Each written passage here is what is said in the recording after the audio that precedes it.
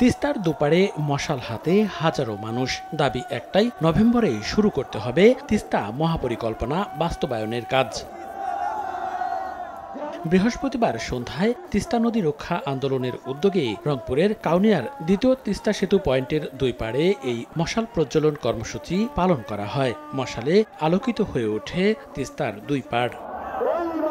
এর আগে আন্দোলনের প্রধান সমন্বয়কারী আসাদুল হাবিব দুলু ও তিস্তা বাঁচাও নদী বাঁচাও সংগ্রাম পরিষদের অধ্যক্ষ নজরুল ইসলাম হক্কানি বক্তব্য রাখেন।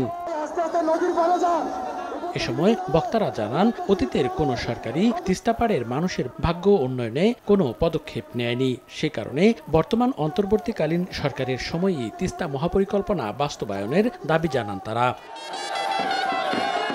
একই দাবিতে কর্মসূচি পালিত হয় কুড়িগ্রামের রাজারহাটেও। নিজেদের অস্তিত্ব রক্ষায় তিস্তা প্রকল্প বাস্তবায়নের বিকল্প দেখেন না স্থানীয়রা।